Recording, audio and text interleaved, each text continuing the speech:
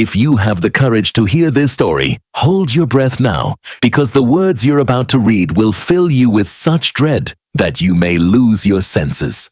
And if you're listening to this tale at night, it's possible that tomorrow morning your eyes may never open again, because the story of the Whispering House does not remain confined to the ones who tell it.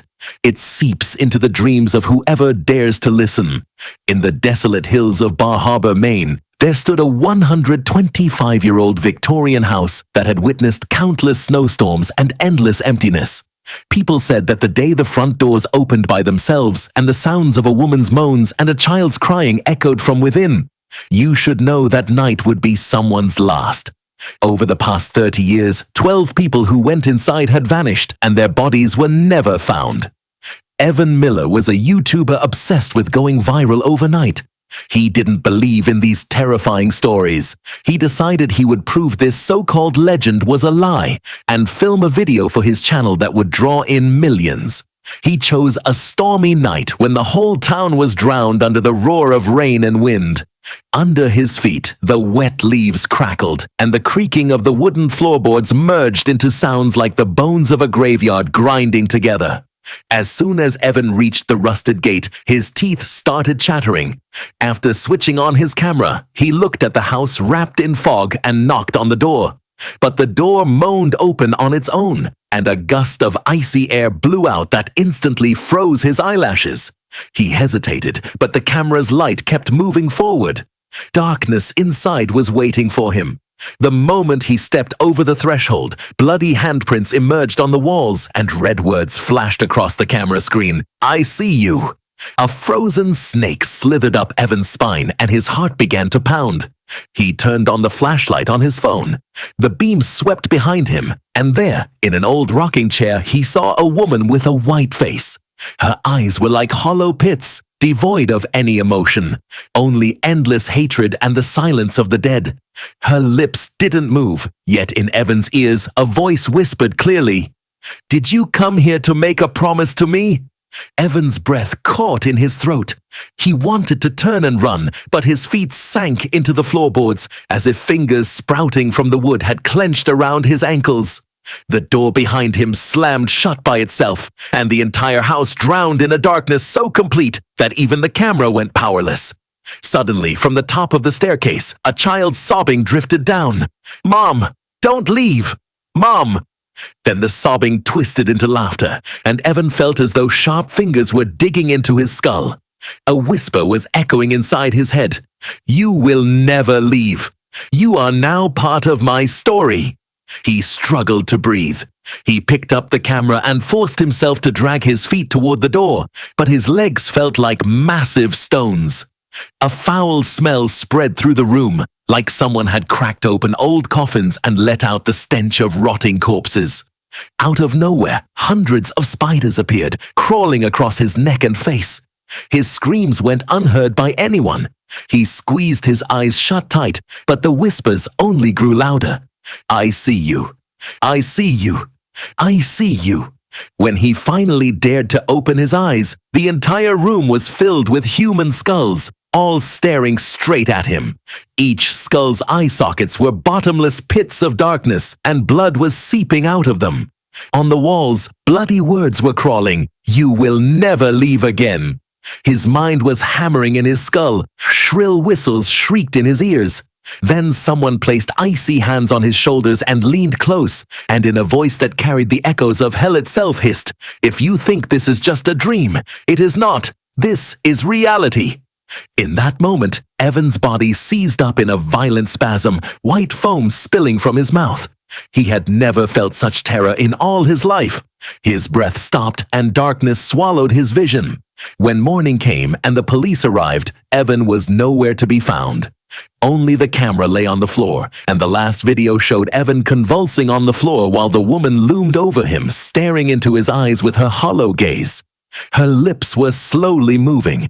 "I am watching you, and whoever sees this, I will come into their dreams, stand by their neck as they sleep, and softly whisper in their ear, 'I see you.'" After that day, whoever watched that video or read that story claimed that at night, cold air would drift through their room, The lights would turn off by themselves, and sometimes they would hear the sound of footsteps.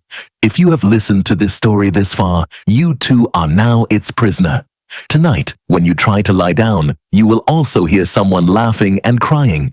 And if you dare to turn around, behind the door, you will see two hollow eyes staring at you, whispering softly, "I see you." After Evan disappeared, the police sealed off the whispering house. But people in the town said that for many nights afterward, they could still hear children crying, women screaming, and heavy footsteps echoing across the floor. They say that on the night the house was locked, Evan's camera didn't just record what you heard, it captured something else too. The last voice. The one that promised whoever reached this story would become part of the curse. The next winter, another young man named Will Peterson stepped into that house to record a video. He believed Evan's story was a hoax.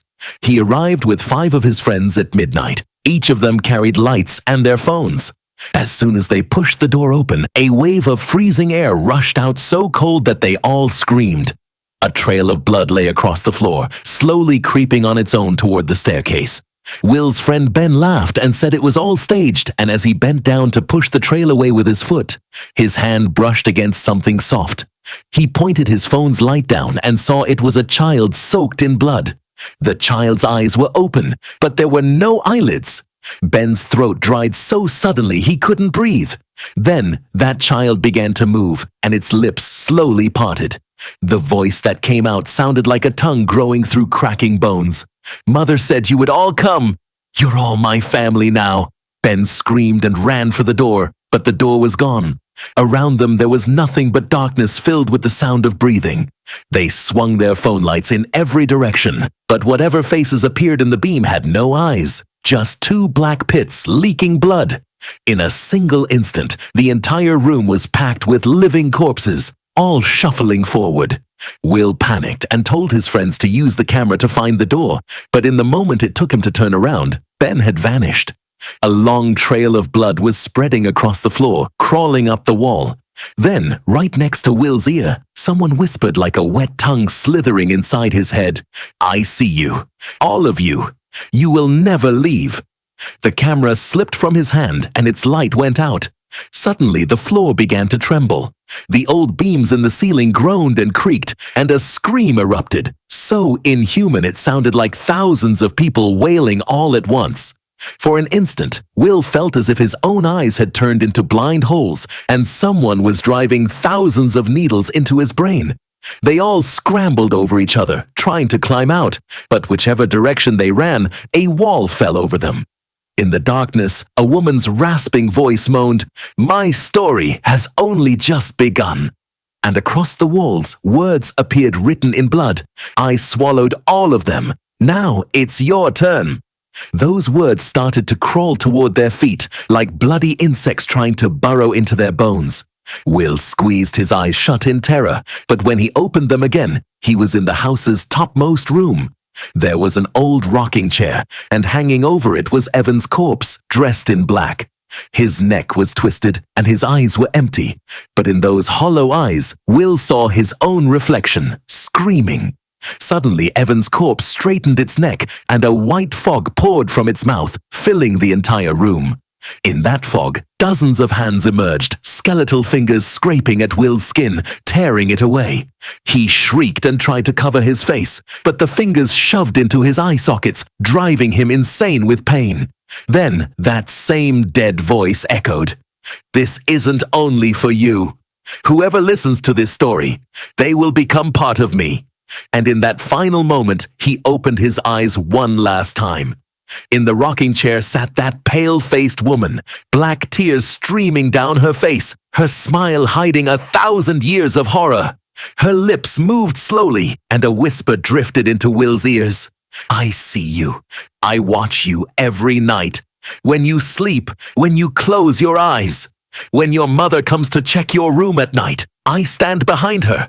And when you open your eyes, I lean down and blow on your face so you never forget. You belong to me."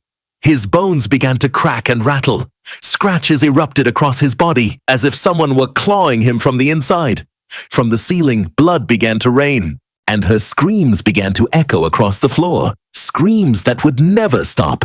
And if you still believe this is merely a story, just once, turn around and look behind you.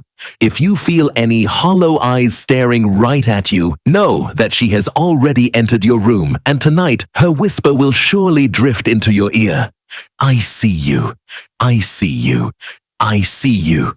When Will's screams had dissolved into the walls of that empty house, and the rest of his friends lay half dead on the floor, clawing at the nameless fingers sprouting from their bellies and chests, the room's light flickered and then went completely dark.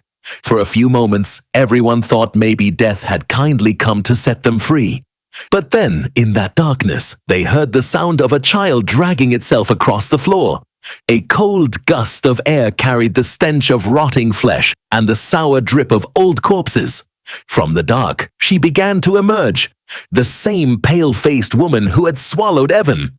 Smoke rose from her clothes, and black droplets were constantly falling from her eyes, transforming instantly into living insects that crawled across the floor. In both her hands, she was clutching a human skull by its neck, her fingers sunk deep inside it. She fixed her empty gaze on everyone in that hollow room and spoke in a voice so cold it sounded as if someone had pulled her throat straight out from the pit of hell. I will gather you all inside me, forever! At that very moment, the skull she was holding began to scream, a scream so agonizing the walls shook. Thin streams of blood started dripping from the ceiling. On the floor, Ben's skin began to peel off in patches, turning into lumps of torn flesh. His face was splitting open, as if something inside him was forcing its way out with raw fingers. From his gaping mouth, black spiders poured, each one with small, gleaming white eyes. They crawled across the floor, scurrying into the noses and throats of the other friends. Will could only watch as it all happened in front of him. His legs were numb. He couldn't run. He could only hear the racing echo of his own breath, and his heart pounding so hard it felt about to burst. The woman slowly came closer and bent down until her face hovered right in front of his. Her breath smelled so foul it made his throat burn. Then she placed a single finger on his cheek. Her touch was cold as ice, but it felt as though she was peeling the skin off his very soul. Will tried to scream, but the sound stuck in his throat and foam began spilling out of his mouth. He could only watch as her lips slowly parted. Inside, there was no tongue, just an empty pit swirling with shadows. From the depths of that abyss, the same whisper rose. Now you are mine. When your body is gone, you will still be trapped inside my story. She placed both her hands on his shoulders and began twisting his neck so slowly he could hear his own bones creaking inside his ears. Darkness was closing over his vision, but before everything ended, he looked around the room one last time. Evan's corpse was once again sitting in the rocking chair, its hollow black eyes staring at him. Its lips were moving. Will gathered all the strength left in him to hear what it was saying. The words were, "There is no way out of this house. Whoever learns this story becomes a part of it." And at that moment, the woman twisted his neck all the way around. There was a cracking sound like a gunshot, and Will's body dropped limp. His eyes were still open, but no light remained in them. The woman slowly straightened up, smearing her bloody hands across her face. Her features began to change. Her eyes became Evan's. Her smile became Will's. She turned her head toward the darkness and said, "Now we wait for the next one." Suddenly, the room fell into complete silence. Only one thing remained, a message written in blood across the wall. "I see you." And at that very moment, anyone who was hearing this story would feel a faint breeze moving through their own room, and the door would slowly creak open just a little. From somewhere far off, a whisper would drift in, a whisper that would sink into their heart like a blade. "I'm watching you. When you lie down at night, when you close your eyes, I'm hiding under your bed, listening to your breath. And when your heart stops beating, you still won't escape me.